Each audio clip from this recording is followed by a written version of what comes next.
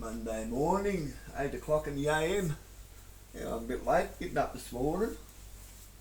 No, I've not even had a shower, brushed my hair. Who really cares?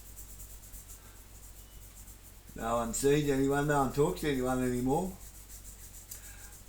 Just what Ulverston needs, eh? Another bottle shop. Ha ha. Oh dear. A new bottle shop has been proposed for the region, offering a drive-through service. A development application, DA, has been submitted to the Central Coast Council for a new BWS store at 103A to 103 Raby Street, Ulverston. Squeezed between KFC and DK Hair and Beauty, the bottle shop will be located on an empty L-shaped parcel of land connected to the Quadrant car park. I'm quite sure we could do something better with public land, don't you? It will have a drive-through arrangement with plans showing up to 2 lanes as well as a pedestrian access.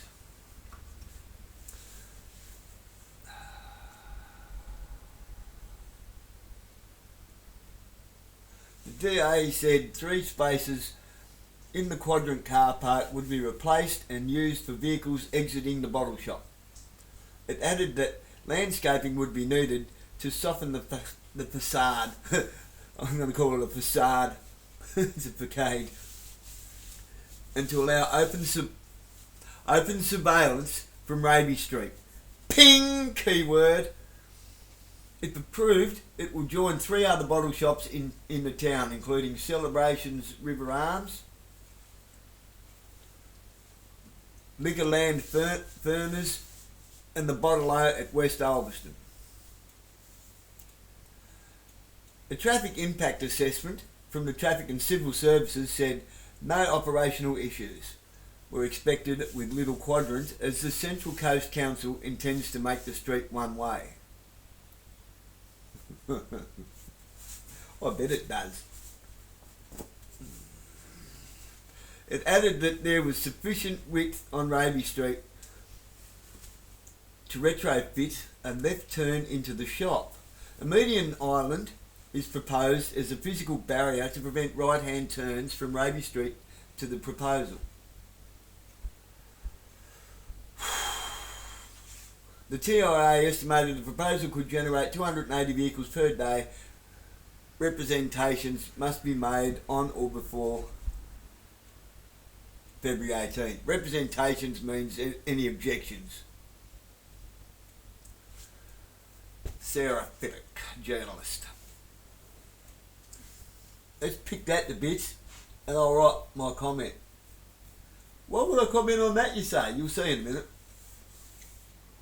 What are we talking about here? Right, squeeze between KFC and DK Hair and Beauty. Now D&K Hair and Beauty will have to deal with the drunkards hanging around the place. The thieves who will be trying to steal alcohol from the bottle shop, hanging around the hair and beauty place. So that's going to affect her business, or his business. I'm guessing it'll be a her. Well, you wouldn't know nowadays, would you?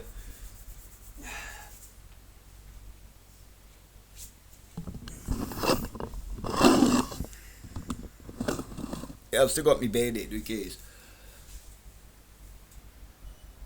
So they'll go from there.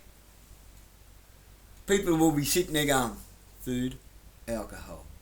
Food, alcohol. Baka! Right.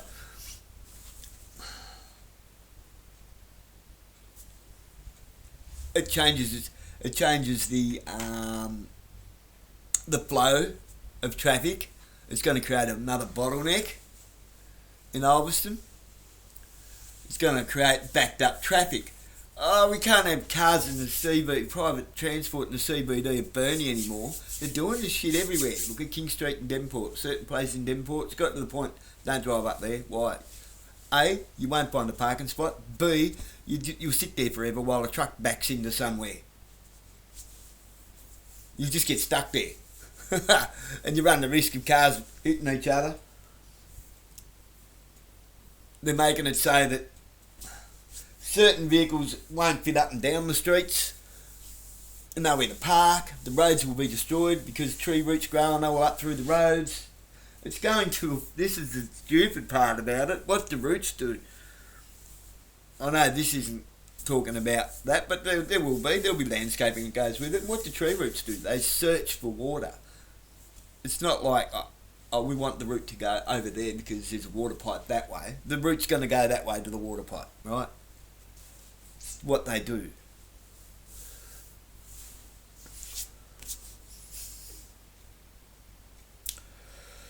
So it's also to get vehicles out of the CBD. It's also a little, there's a psychological thing to all this. Oh yeah, United Nations isn't stupid. They know how to put plans down through the brain dead people in our councils.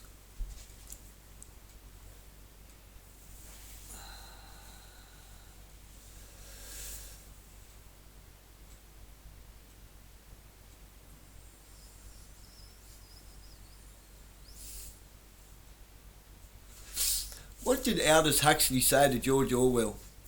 I'll swap you a carton of BB and a copy of Brave New World for a copy of 1984, but we'll have to do it out at Animal Farm because Big Brother will see us at the bottle shop.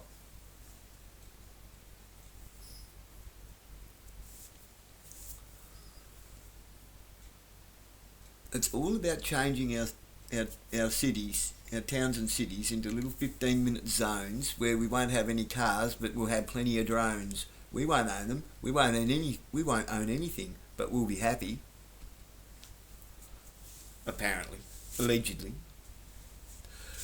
Remember when blokes used to congregate at the local pub for happy hour? You know, back in the day when the locals used to make all the decisions about local issues in a local public meeting place run by a publican.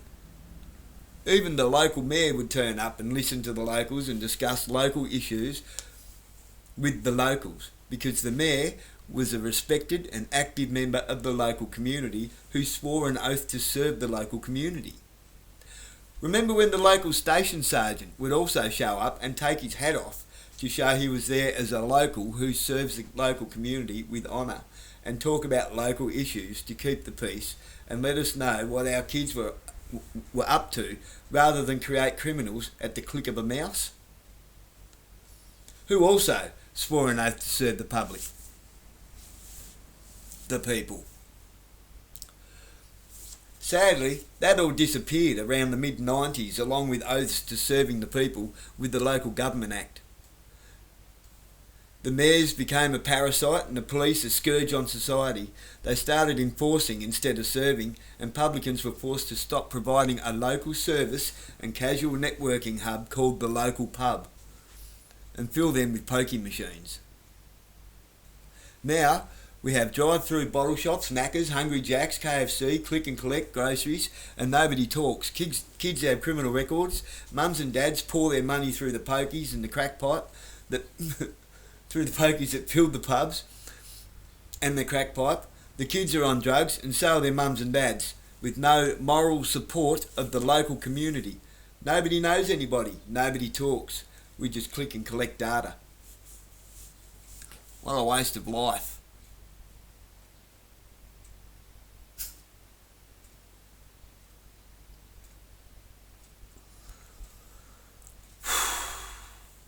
You young'uns won't get it. You're just not going to get it because you've never experienced it.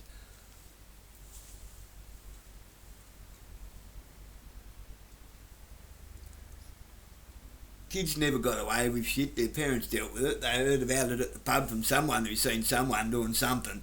Ha! And what'd you get? You got a kick in the pants or your bike taken off you. You learnt real quick. You didn't have these mums and dads don't know what their kids are up to bullshit. You didn't have pokie machines.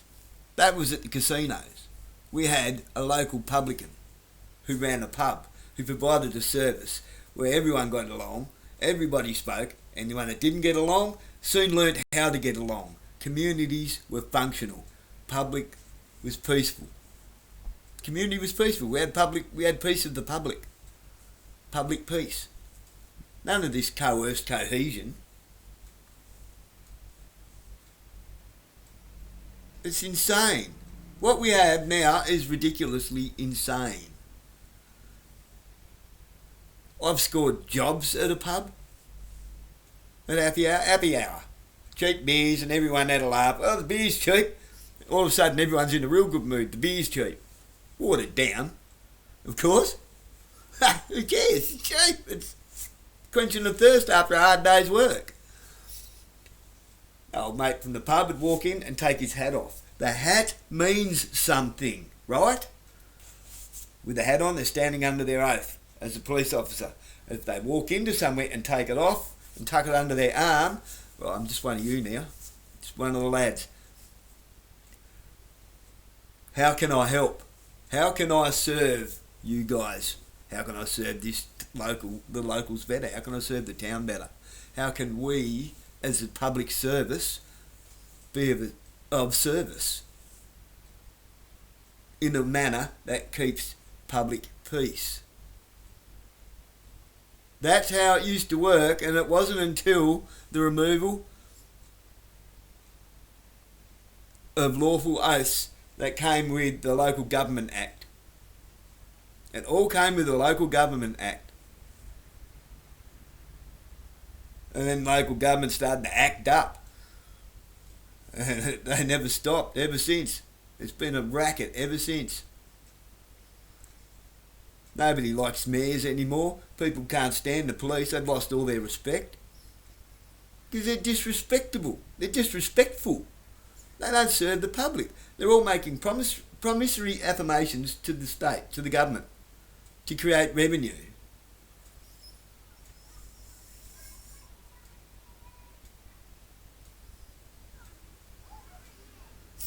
Goes the Waltons. Mother duck. Oi. This is where we've gone wrong. Because along and round about the same time, everyone started getting new little Babylonian death rectangles. Nobody knows. Even if we went back to that, how long do you think it would take for people to start going to the pub, talking again, properly, with manners, and actually being able to have a conversation without their feelings getting hurt over a joke? How long do you reckon that'd take?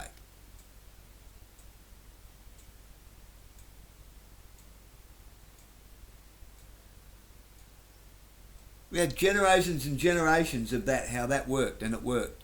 It worked. What do you think a local tavern was for? A local pub run by a publican. Why do you think they're called a publican? It's a public meeting place. We don't have it no more.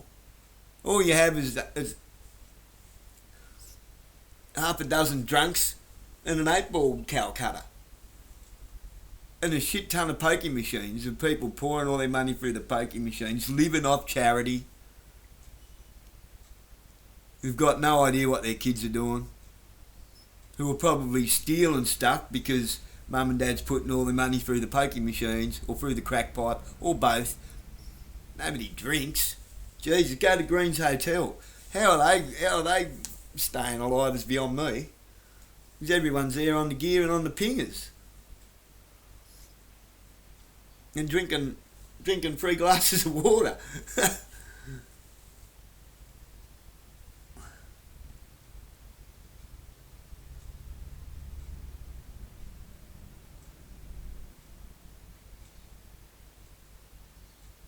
That's why the butter factory keeps falling over. That's why I kept falling over. Because it wasn't greens. You know what they call people who go to Green's Hotel? Fiends. Green's fiend. She's a brave new world, isn't it? Everyone's got all these stupid things to keep them numb and keep them dumb.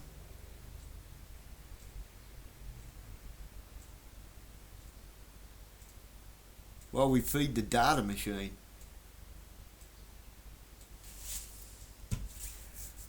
What a waste of an existence. What a waste of an existence. As a species, we probably don't deserve to make it, to be honest. There you go. The human race doesn't deserve this planet. We just rape it to make gadgets that we serve. We're raping the planet to make gadgets that we serve. The gadgets own us now. I guess we're just going to leave it to the gadgets, are we?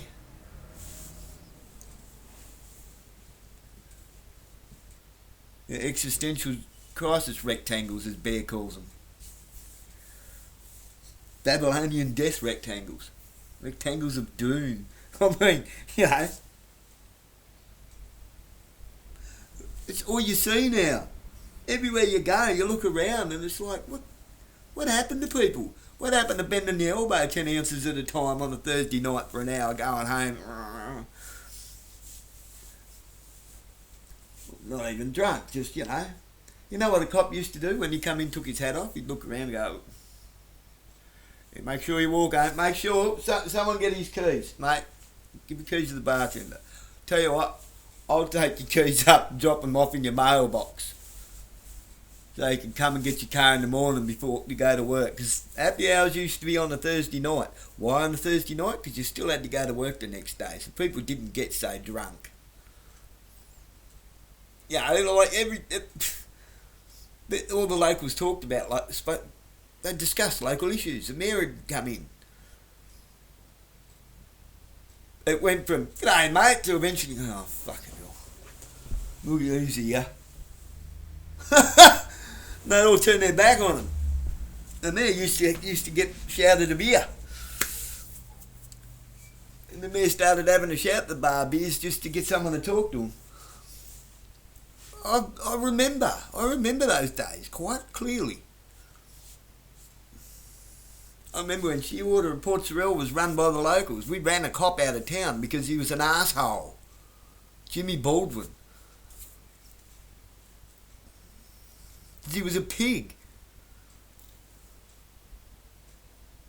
When did that happen? Mid-90s. Early 90s, mid-90s. Yeah, early 90s that was. He was a pig. Not because he was a cop.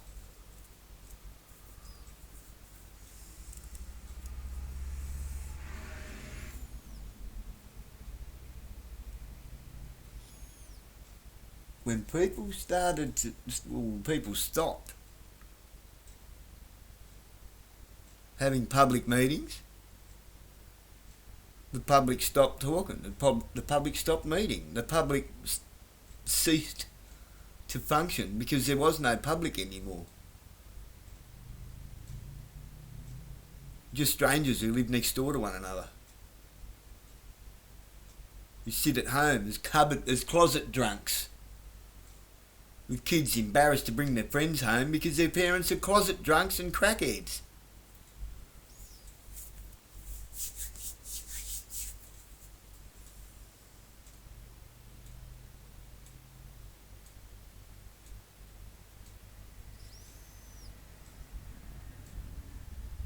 So don't sit there and just blame old mate up the road for all your problems.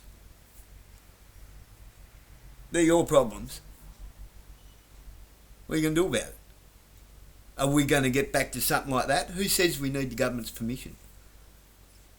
Why do we need council's permission? The council approves all that shit, but frowns upon people talking to one another at pubs. Frowns upon actual face-to-face conversation. Questions have to be submitted a week before a meeting so that they can decide whether to answer them or not and how they're going to answer them. So you don't actually get an answer. They can decide whether your questions see the light of day or not. whether people know your questions. We can't have them asking those questions. We'll just ridicule them and make them think they're stupid questions or that they're not a council issue. No, you're right, they're not a council issue. They're our fucking issues.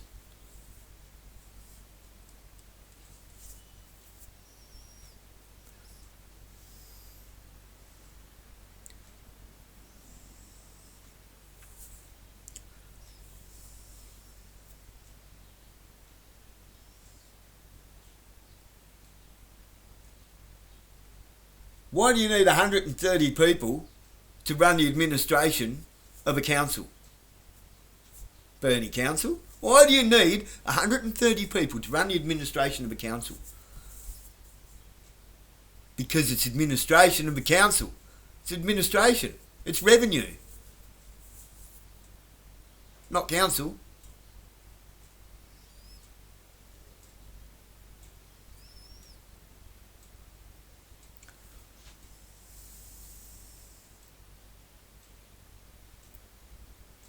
The council's city works depot should have more people in it than that fucking office down there. That office building.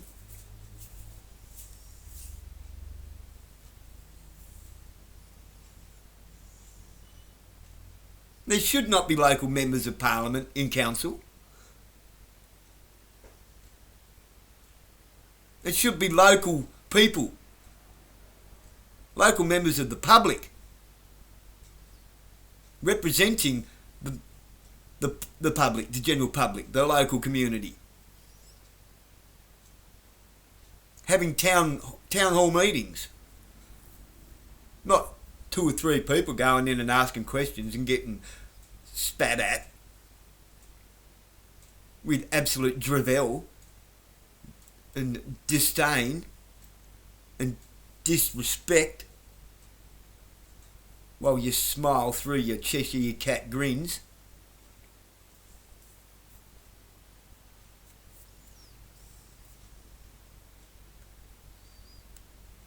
Oh, a couple of council members just landed on the front lawn.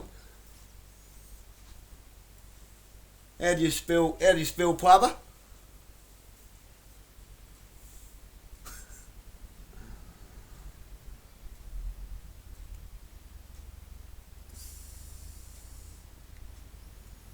I call plovers politicians. And they're spelt with the C.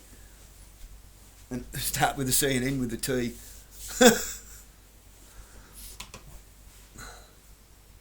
I'm going to have a shower. Getting on. It's up past 8.